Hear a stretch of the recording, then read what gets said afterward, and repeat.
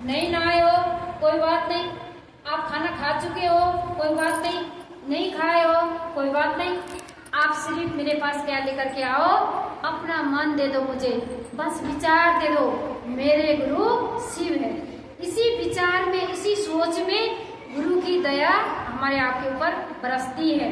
हमारा आपका मन, जैसे पहला सूत्र में साहब ने कहा, दया मांगिए, हे शिव आप मेरे गुरु हो, मैं आपकी शिष्या हूँ, मुझ शिष्या पर दया कर दीजिए। मांगता कौन व्यक्ति है? जो अपने आप को कमजोर समझता है, जिसके पास वो चीज नहीं रहता है। यानी मेरे पास पैसा नहीं है जाने के लिए दिल्ली किराए, तो मीना दीदी से, चाहे रुक्मिणी दीदी से, चाहे सरिता दीदी से जरूर कहूंगी, दीदी मेरे पास किराया नहीं है, आप किराया दीजिए। अगर मेरे पास रहेगा तो क्या दीदी से मैं मांगूंगी? नहीं मांगूंगी। यानी मांगने से, पहला सूत्र में दया जो हम लोग मांग रहे हैं, इससे क्या होगा, हमारा आपका मन झुकता है गुरु के चरण में। कहा? गुरु के चरण में। यानी अपने आप को अज्ञानी समझता है, नादान समझता है, अपने आप को कमजोर समझ रहा है, तब वो व्यक्ति कह रहा है कि हे शिव आप मेरे गुरु हो, मैं आपकी शिष्या हूँ, मुझ शिष्या पर दया कर दीजिए। मेरे गुरु को तो उसी दिन पता है जिस दिन मैंने नामों की घोषणा कराया, मेरे गुरु भाई बहन ने मेरे नाम बोल करके घोषणा करे है, फलना गुरु बहन ने आज शिशु को अपना गुरु माना, इनका नाम अंतरिक्ष को दिया जाता है, नाम की सूचना दर्ज है। उसी दिन मेरे गुरु जान गए कि सरिता दीदी ने नाम की घोषणा कराया है, मीना दीदी ने अपना नाम की घोषणा कराया, लक्ष्मी ने अपना नाम की घोषणा कराया। फिर भी हम डेली क्यों बोल रहे हैं इस चीज को, ये शिव आप मेरे गुरु हो, मैं आपकी शिष्या हूँ, शिष्या पर दया कर दीजिए। यानी हम आप गुरु के शरण में लगे रहें, हमारा आपका मन गुरु के चरण में झुके रहें। शिष्य वही होता है जो अनुशासित होता है, सीखने की स्थिति में रहता है, वो अपने आप को अज्ञानी समझता है, गुरु के सामने वो नादान अपने आप को समझता है, इसीलिए वो झूठता है और अपने गुरु शिव से मन मन दया मांगता है, हे शिव आप मेरे गुरु हो, मैं आपकी शिष्या हूँ, शिष्या पर दया कर। दूसरा सूत्र में चर्चा, हम लोग दूसरे से गुरु की बात करते हैं। ये साहब ने कहा जितने समझाओगे उतना समझोगे, जितने लोगों को शिव के पास पहुंचाओगे उतने ही आप शिव तक पहुंचोगे।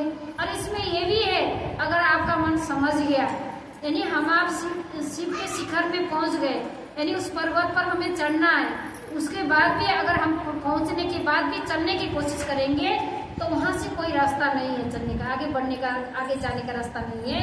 आपको चलने के लिए, चलने का मन करेगा, फिर सीढ़ी उतर के आपको कहाँ आना पड़ेगा, पहला सीढ़ी में नीचे आना पड़ेगा, फिर से चढ़ के जाने में आपको बहुत समय लगेगा। इसलिए शिव को गुरु समझ गया, आपका मन ठहराने की जरूरत है, दौड़ाने की जरूरत है।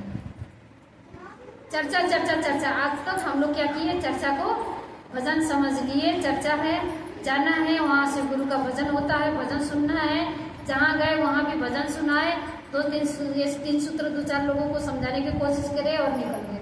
यानी ये चीज को हमने ध्यान नहीं दिया कि दीदी हम आपके घर आए ऐसे गुरु चर्चा करने के लिए, आपकी मन समझना जरूरी है, आपका मन गुरु के चरण में झुकना जरूरी है। आज के बाद आप शिव चर्चा कराइएगा नहीं, खुद करिएगा। यानी शिव गुरु चर्चा कराने का विधा नहीं, खुद करने की विधा है। आपको समझ में आ गया शिव गुरु है, दया मांगना है, चर्चा करना है, नमः शिवाय करना है, अपने आसपास के 4 लोगों को बुलाइए, आसपास में 2-4 दीदी है तो उनको बुला करके अपने घर में चर्चा खुद करिए और दूसरे के घर में भी खुद जा करके करना शुरू कर दीजिए, ताकि ये बात आपके घर से दूसरे के घर तक पहुंचे, आपके कान से दूसरे के कान तक पहुंचे, आपके मुखार बिंदु से 2-4 लोग शिव की ओर चले। ये आपकी किस्मत में, आपके किस्मत में होगा, आपके हिस्से में मिलेगा। यानी आपके आसपास के लोगों को दिल्ली से आके लोग बता रहा है, आपके आसपास में रहने वाले, आपके परिवार, आपके रिश्तेदार, आपके गांव के लोगों को बिहार से टीम आ रहा है और बता करके चला जा रहा है, ये आपके किस्मत में था। यानी साहब श्री अनंदानंद जी ने कहा, मैं चाहता तो 24 घंटा नहीं 23 घंटा और 55 मिनट में मैं पूरे संसार को शिव का शिष्य बनाता, 24 घंटे की भी जरूरत नहीं है। अगर मैं चाहूँ तो, यानी सबको शिव शिष्य बनाऊंगा, सबको शिव में बना दूंगा, लेकिन मैं ऐसा नहीं चाहूंगा। क्यों? क्या कारण था? अगर मैं ऐसा करता हूँ तो आप लोग का कर्म कहाँ जाएगा? आप कहाँ जा करके आपने इतने जन्म से करते हुए आए हुए जो कर्म है वो कहाँ जा करके ठीक करिएगा? कोई भगवान सुनने के लिए राजी नहीं है, आपका कर्म इतना बुरा हो चुका है। कलयुग में मानव में दानवता दिख रहा है, कलयुग में अपने भाई में भाई भी नहीं बन रहा है, पति पत्नी में नहीं बन रहा है, बहन बहन में नहीं बन रहा है, छोड़ दिया है, इस समय में भगवान आपको दया करेंगे?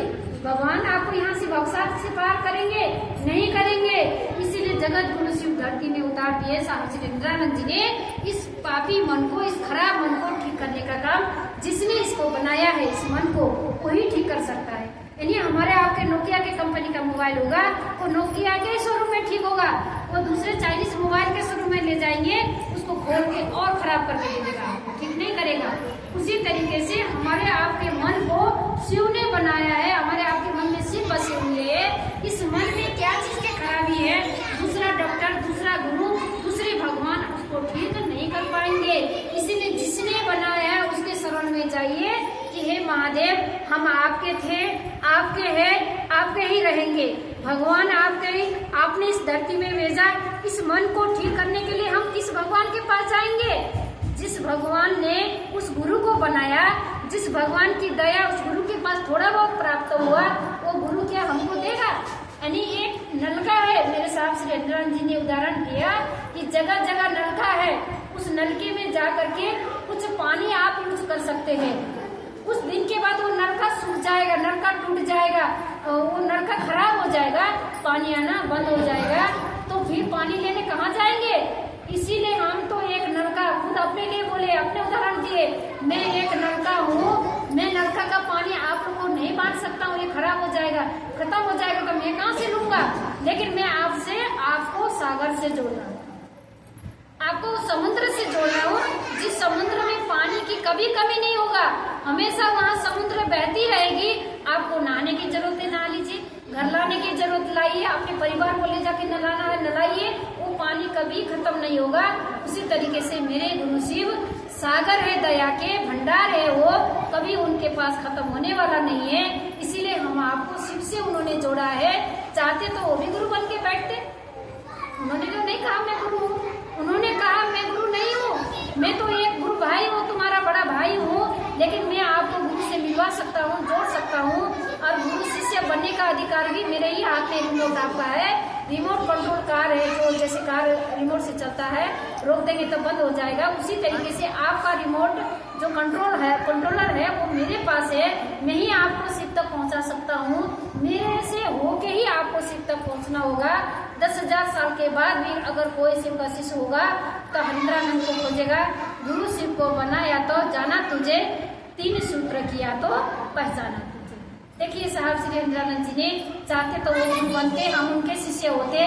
आज उन्होंने हम आपको शिव तक जाने का ये रास्ता कितना आसानी से दिए, परिवार को देखते हुए, अपना ड्यूटी करते हुए, अपने बाल बच्चे की जिम्मेदारी निभाते हुए। आज निभा रही है ना बिना दीदी, आज भी ड्यूटी करती है, उनको जरूरत तो नहीं है समय में ड्यूटी करना, क्योंकि जिम्मेदारी भी है। जो खुद का काम नहीं करता है वो खुदा का काम नहीं कर सकता है। खुद का काम करते हुए जो गुरु की बातें करेगा उसी को ही शिव का शिष्य कहलाएगा, वही शिव का शिष्य बनेगा, उसी के ऊपर गुरु की दया होगी। सारे जिम्मेदारी हम आपको निभाना होगा। ऐसा नहीं कि मैं शिव चर्चा में जा रही हूँ, मेरे घर में बच्चे भूखे हैं, नंगे हैं,